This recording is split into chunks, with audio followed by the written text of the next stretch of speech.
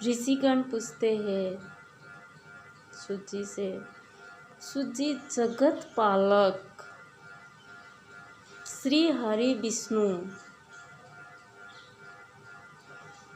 उनको सिर कैसे करके धड़क से अलग हो गया है। ये मतलब अचंभित हो रहे हम लोग। ये अचंभित जो हम लोग में कंफ्यूजन पैदा कर रहे हैं, इसको आप दूर करने को मतलब कोशिश कीजिए। तब सूत जी बोलते हैं, श्री हरि विष्णु जगत पालक 10,000 वर्षों तक युद्ध करके थक गए थे, तो थोड़ा सा विश्राम करने के इच्छा से या थका हुआ शरीर तो बहुत ज़्यादा ही मतलब कहाँ पे लेटे, कहाँ पे सोए, कहाँ पे क्या करे, ऐसा होती है हर कोई हम लोग को भी होता है। तो 10,000 वर्ष युद्ध करने से मतलब उनका शरीर बहुत ज़्यादा थक गया था। तो जो धनुष को मतलब एक तकिया बोले या पिलो बोले, कुछ भी बोले, उसी में लटका करके सोए हुए थे। तो ब्रह्मा लोक में एक हवन यज्ञ आरंभ हो रहा था। वहाँ पे हर कोई थे, इंद्रदेव थे, ब्रह्मा जी थे, श्री हरि विष्णु नहीं थे वहाँ पे, शंकर जी थे, और अग्नि, वरुण, पवन देव, सभी देवता लोग वहाँ पे उपस्थित थे। लेकिन नहीं अनुपस्थिति में श्री हरि विष्णु नहीं थे।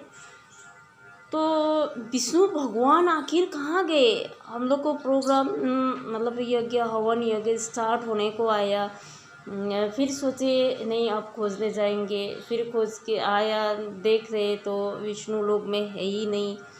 तो फिर अपना दिव्य दृष्टि से ब्रह्मा जी ने देखे तो मतलब कि धनुष को एक पिलो बना करके, तकिया बना करके सोए हुए हैं। वहाँ पे जा करके जगाने को बहुत कोशिश किए, लेकिन योग माया को निद्रा में इतना ज़्यादा समाये हुए थे कि उनको कुछ पता ही नहीं है। फिर क्या किए उन्होंने, ब्राह्मी नाम का एक कीड़ा को सृष्टि उत्पत्ति किए ब्रह्मा जी, विष्णु जी ने, नहीं ब्रह्मा जी ने, सॉरी, ब्रह्मा जी ने उत्पत्ति किए। तो फिर जाओ तुम ये धनुष को काट दो, ये ऑर्डर दिए। लेकिन वही ब्राह्मी जो कीड़ा है, कीड़ा बोल रहे हैं कि मैं क्यों पाप करने जाऊं, मुझे क्या मिलेगा। हर कोई आदमी को पीछे कि बेटा तू ऐसा मेरा काम कर दो, तो गिव एंड टेक बोलता है ना, तो मुझे क्या मिलेगा, सबसे पहले क्वेश्चन आती है कि मुझे क्या मिलेगा। लेकिन पाने को आशा से किसी को नहीं करना कुछ भी, कि भाई मैं ये कर दूंगा तो मुझे शांति मिलेगा, किसी को आशीर्वाद मिलेगा। सबसे बड़ा चीज़ होती है आशीर्वाद। आशीर्वाद छीन नहीं होती है। आपको बहुत सारे रुपया धन दौलत दे दिए, लेकिन वो आप लोग बैठे बैठे खा करके कितना दिन खाओगे, 10 वर्ष 15 वर्ष, उसके बाद में ख़त्म। लेकिन जो आशीर्वाद है वो आशीर्वाद मरते दम तक रहेगा। तो इसमें आपको छोटा सा, मैं आप लोगों को छोटा सा एक दृष्टांत बताऊंगी। तो जैसे मैं कोई भी हस्बैंड वाइफ हो, शादी करके लेकर के आए, तो अपना बीवी या पति कोई भी हो, 2 जन में 1 जन एक्सपायर हो गया, सपोजली हस्बैंड वाइफ में हस्बैंड एक्सपायर हो गया, तो आपको तो 7 जन्म को रिश्ता था ना, तो ये जन्म में छोड़ क्यों दिए? आपको तो बीच रास्ता में अकेले छोड़ करके चले गए। तो क्या होता है, आपको बीवी जो है, आपको बीवी कहाँ तक साथ देगी? दरवाज़ा तक। उसके बाद में जो आपको कंधा देने वाला 4 लोग होते हैं, 5 में आपका बड़ी रहता है। मरा हुआ शव। ठीक है, तो आपको बच्ची भी जाएगा वहाँ पे, लड़का। आपको लड़का साथ देगा आपको शमशान घाट तक, और वो 4 जन जो आदमी गया है वो भी आपको शमशान घाट तक ही देंगे साथ। रह गया आपका शरीर। शरीर आपको कहाँ तक साथ देगा? यहाँ तक कि आपको चिता तक साथ देगा। चिता में जैसे रखा, अग्नि प्रवाह किया, तो आपको शरीर भी साथ नहीं देगा। आपको साथ देगा क्या? पाप और पुण्य, यही दो चीज़ लेकर के जाएंगे, बाद बाकी कुछ नहीं लेकर के जाएंगे। अब जितना भी अमीर हो, सारा दुनिया को संपत्ति आपके पास में हो, लेकिन जब ब्रश करना होता है ना, तो आपको खुद ही जाना पड़ेगा, खुद ही कर लोगे। आपका नौकर चाकर हो, आपको सॉक्स पहना देने वाला हो, जूता पहना देने वाला हो, मतलब आपको कोट पहना देने वाला हो, शर्ट पहना देने वाला, सब कुछ करने के लिए तैयार है। इवन आपको उठा करके गाड़ी में भी बिठाने वाले नौकर चाकर आपके पास में है। लेकिन जब आपको वॉशरूम जाना पड़ेगा, तो वो नौकर को बोल करके देखिए कि जा तू मेरे बदले में वॉशरूम करके आ जा, या पोटी करके आ जा। तो अपना कर्म खुद ही करना पड़ेगा, दूसरा कर्म अपना नहीं कर देगा। ये हुआ। आपको भूख लगता है तो आपको ही खाना पड़ेगा, ना कि आपका नौकर खाएगा। कहने का अर्थ ये है, आशीर्वाद सबसे बड़ा मतलब संपत्ति है। आशीर्वाद से बड़ा संपत्ति और कुछ है ही नहीं।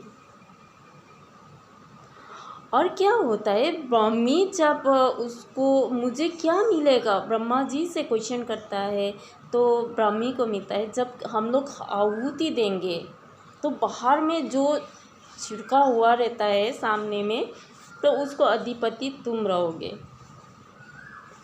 फिर ये जा करके धनुष को काट देता है। कटने के बाद में जो श्री विष्णु हर जगत पिता, जगत पालन करता श्री विष्णु को धड़क से अलग हो जाता है। शरीर अलग रहेगा, सर जा कर के क्षीण सागर में गिर जाता है। तो अब ये क्या हुआ, ब्रह्मा विष्णु लगाए तो इंद्र, वरुण, अग्निदेव, वायुदेव सब डरने लगते हैं कि ये हुआ क्या, कैसे करके अब क्या करे, डरने लगते हैं। तब शिव जी ने बोले, ब्रह्मा जी ने शिव जी को बोले, आपने भी मेरा सर धड़क से अलग कर दिए थे। तो जब इनको अलग हो गया, विष्णु भगवान को अलग हो गया, तो अब महामाया जगदम्बे माँ भवानी, जगतपालिनी, ब्रह्माणी, रुद्राणी, इन्हीं से प्रार्थना करना पड़ेगा। इनको सब कुछ ज्ञान है, जो करेगी अब जगदम्बा माता ही करेगी, वही शक्ति है, वही सब कुछ करेगी, हम लोग से कुछ होने वाला है ही नहीं। तब फिर जगत माता, जगत जननी दुर्गे भवानी को आराधना किया, हे माता रानी, हे जगत जननी, हम लोग से पाप हो गया है, आपको ये सब पता है, ये चराचर सृष्टि में आपसे कुछ भी छुपा नहीं है, सब कुछ आपको पता है, फिर भी आप शांत बैठी हो। तो हम लोग जो चिंता में पड़े हो, ये चिंता से हम लोग को बाहर निकालिए। हे माँ, हे भवानी, हे जगत जननी,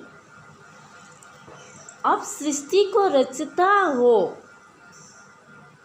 आप ही के कारण, आप ही का संग्रह में, आप ही को देख रेख में ब्रह्मा जी सृष्टि करते हैं, विष्णु जी पालन करते हैं, और शंकर जी संहार करते हैं।